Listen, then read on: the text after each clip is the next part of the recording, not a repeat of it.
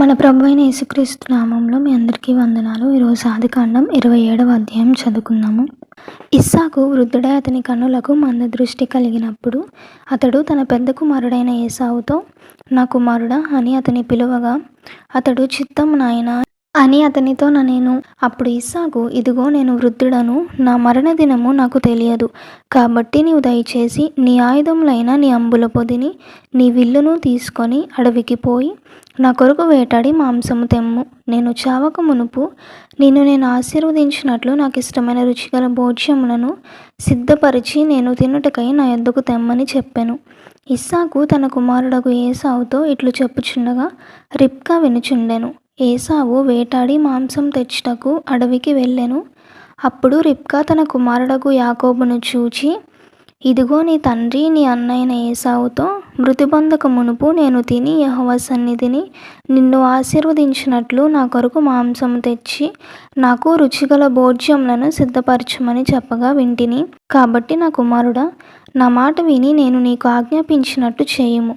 నీవు మందకు వెళ్ళి 2 మంచి మేక పిల్లలను అక్కడ నుండి నా యొద్దకు తెమ్ము. వాటితో నీ తండ్రికి ఇష్టమైన రుచిగల భోజ్యములను అతనికి చేసేదను. నీ తండ్రి మృతి పొందక ముందు అతడు వాటిని తిని నిన్ను ఆశీర్వదించినట్లు నీవు వాటిని నీ తండ్రి వద్దకు తీసుకొని పోవాలెనెను. అందుకు యాకోబు, నా సహోదరుడైన ఏశావు రోమం గలవాడు, నేను నున్నని వాడను కదా. ఒకవేళ నా తండ్రి నన్ను తడవి చూచును, అప్పుడు నేను అతని దృష్టికి వంచకుడనుగా తోచిన ఎడల నా మీదికి శాపమే కానీ ఆశీర్వాదం తెచ్చుకొననని చెప్పెను. అయినను అతని తల్లి, నా కుమారుడా, ఆ శాపము నా మీదికి వచ్చునుగాక. నీవు నా మాట మాత్రము విని పోయి వాటిని నా యొద్దకు తీసుకొని రమ్మని చెప్పగా అతడు వెళ్ళి వాటిని తన తల్లి యొద్దకు తీసుకొని వచ్చెను. అతని తల్లి అతని తండ్రికి ఇష్టమైన రుచిగల భోజ్యములను సిద్ధపరచెను. మరియు తన జ్యేష్ఠ కుమారుడగు ఏశావునకు సొగసైన వస్త్రములు ఇంట తన యొద్ద నుండెను గనుక రిబ్కా వాటిని తీసి తన చిన్న కుమారుడగు యాకోబునకు తొడిగించి ఆ మేకపిల్లల చర్మములతో అతని చేతులను అతని మెడ మీద నునుపు భాగమును కప్పి తాను సిద్ధపరిచిన రుచిగల భోజ్యములను రొట్టెను తన కుమారుడకు యాకోబు చేతికియ్యగా అతడు తన తండ్రి వద్దకు వచ్చి, నా తండ్రి అని పిలువగా అతడు, ఏమి నా కుమారుడా, నీవెవరు అని అడిగెను. అందుకు యాకోబు, నేను ఏశావు అను నీ జ్యేష్ఠ కుమారుడను. నీవు నాతో చెప్పిన ప్రకారము చేసి ఉన్నాను. నీవు నన్ను దీవించుటకై దయచేసి లేచి కూర్చుండి నేను వేటాడి తెచ్చిన దానిని తినుమనెను. అప్పుడు ఇస్సాకు, నా కుమారుడా, ఇంత శీఘ్రముగా అది నీకెట్లు దొరికినని అడుగగా అతడు, నీ దేవుడైన యెహోవా నా ఎదుటికి దాన్ని రప్పించుట చేతనే అని చెప్పెను. అప్పుడు ఇస్సాకు, నా కుమారుడా, నీవు ఏశావును నా కుమారుడవో కావు, నేను నిన్ను తడవి చూచెదను, దగ్గరకు రమ్మని చెప్పెను. యాకోబు తన తండ్రి అయిన ఇస్సాకు దగ్గరకు వచ్చినప్పుడు అతడు అతని తడవి చూచి, స్వరము యాకోబు స్వరము గాని చేతులు ఏశావు చేతులే అనెను. యాకోబు చేతులు అతని అన్న అయిన ఏశావు చేతుల వలె రోమం గలవైనందున ఇస్సాకు అతనిని గుర్తుపట్టలేక అతనిని దీవించి, ఏశావు అను నా కుమారుడవు నీవేనా అని అడుగగా యాకోబు, నేనే అనెను. అంతటా అతడు, అది నా యొద్దకు తెమ్ము. నేను నిన్ను దీవించినట్లు నా కుమారుడు వేటాడి తెచ్చినది తిందుననెను. అతడు తెచ్చినప్పుడు అతడు తినెను. ద్రాక్షారసము తేగ అతడు త్రాగెను. తరువాత అతని తండ్రి అయిన ఇస్సాకు, నా కుమారుడా, దగ్గరకు వచ్చి నన్ను ముద్దు పెట్టుకొమ్మని అతనితో చెప్పెను. అతడు దగ్గరకు వచ్చి అతని ముద్దు పెట్టుకొనెను. అప్పుడతడు అతని వస్త్రములను వాసన చూచి అతని దీవించి ఇట్లనెను, ఇదిగో నా కుమారుని సువాసన యెహోవా దీవించిన చేని సువాసన వలె నున్నది. ఆకాశపు మంచును, భూసారమును, విస్తారమైన ధాన్యమును, ద్రాక్షారసమును దేవుడు నీకు అనుగ్రహించుగాక. జనములు నీకు దాసులగుదురు, జనములు నీకు సాగిలపడుదురు. నీ బంధుజనులకు నీవు ఏలికవై ఉండుము. నీ తల్లి పుత్రులు నీకు సాగిలపడుదురు. నిన్ను శపించువారు శపింపబడుదురు, నిన్ను దీవించువారు దీవింపబడుదురుగాక. ఇస్సాకు యాకోబును దీవించుట అయిన తరువాత యాకోబు తన తండ్రి అయిన ఇస్సాకు ఎదుట నుండి బయలుదేరి వెళ్ళిన తక్షణమే అతని సహోదరుడైన ఏశావు వేటాడి వచ్చెను.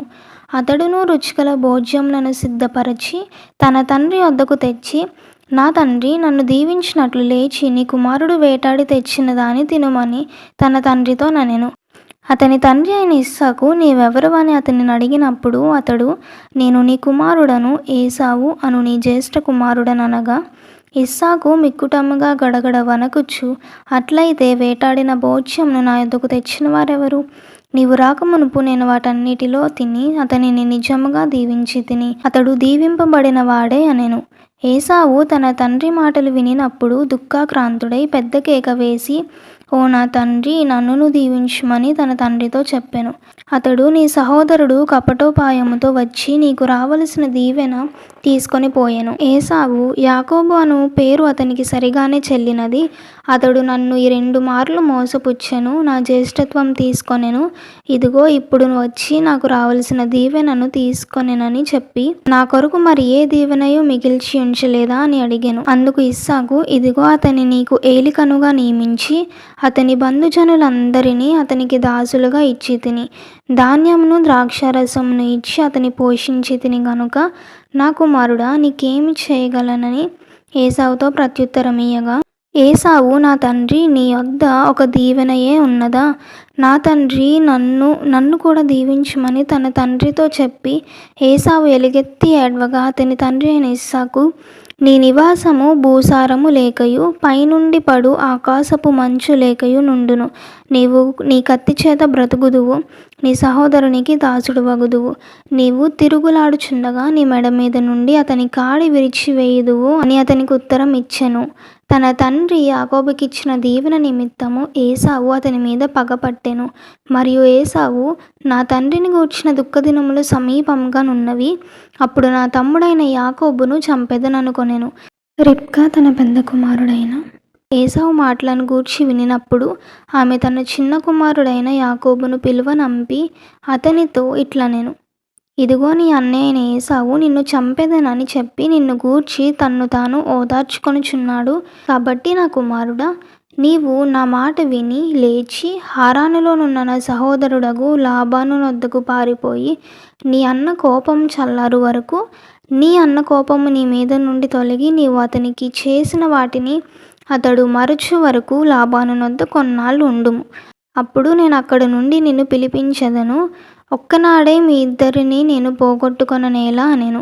మరియు రిబ్కా ఇస్సాకుతో, హేతు కుమార్తెల వలన నా ప్రాణము విసికినది. ఈ దేశస్థురాండ్రైన హేతు కుమార్తెలలో వీరి వంటి ఒక దానిని యాకోబు పెళ్లి చేసుకొనిన ఎడల నా బ్రతుకు వలన నాకేమి ప్రయోజనం అనెను.